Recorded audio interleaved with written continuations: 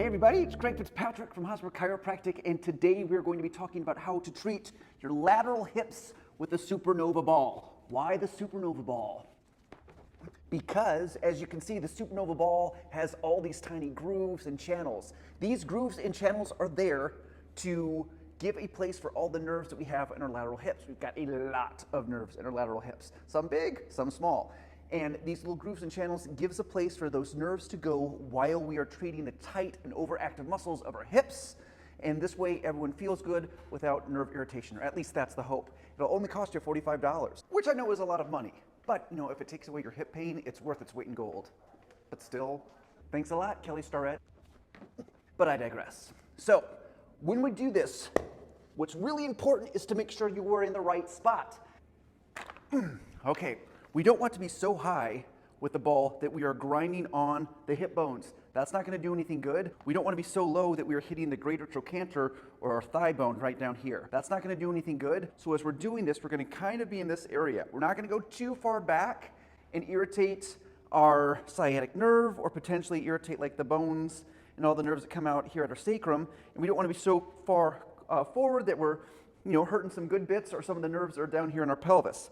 If you take your hand like a C, is that like a C? I guess that's like a C.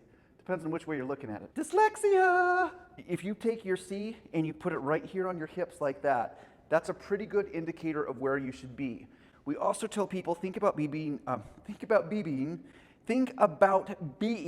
between your belt and the top of your pocket, okay? So again, I don't want to go into my back pocket down here. I want to be above it, but I don't want to go above the belt line. Same thing here. We're going to end on that little pocket area, like on your favorite pair of jeans, this worthless little pocket. I believe at one time it was used for pocket watches. That was your pocket watch. And everyone still has those, right?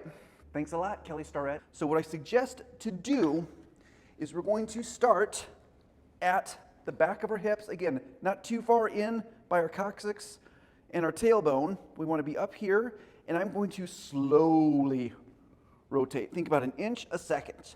I'm slowly going to turn like this. I'm going to try to keep my hip flexed slightly.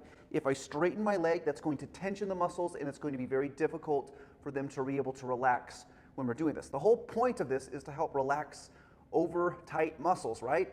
So let's not do that. I'm going to bend my hip. It might make it feel a little bit more tender when we do that. That's how you know it's working. And then I'm going to rotate towards the front of my hip, but I'm not going to go beyond my pocket space, basically.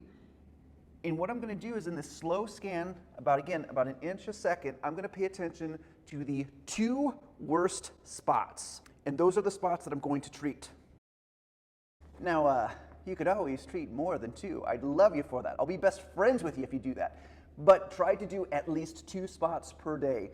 Finding the 2 worst spots are going to probably give you the most relief, and then over time, those terrible spots are going to become less, and then you can start to treat some of the lesser spots, and you're just going to get better and better. You're going to get more popular, your hair's going to grow back, and you're going to double your bank account just from using this ball.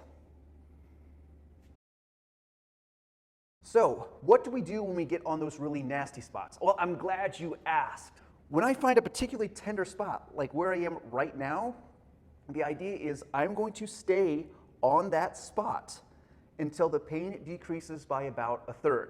The best way we have found to do that is give your pain or your tenderness a number between 0 and 10. 0 being nothing, 10 being really painful. So let's say, for example, this pain right now is a 6. I want it to decrease by at least 1/3 or 30%. So I want to stay on this spot until that pain decreases to at least a 4 or below, okay? That will normally take about 20 to 30 seconds to achieve. Sometimes you're going to be really lucky, and after 8 seconds, you're going to be like, wow, the pain's completely gone. This is so wonderful. I could do this all day.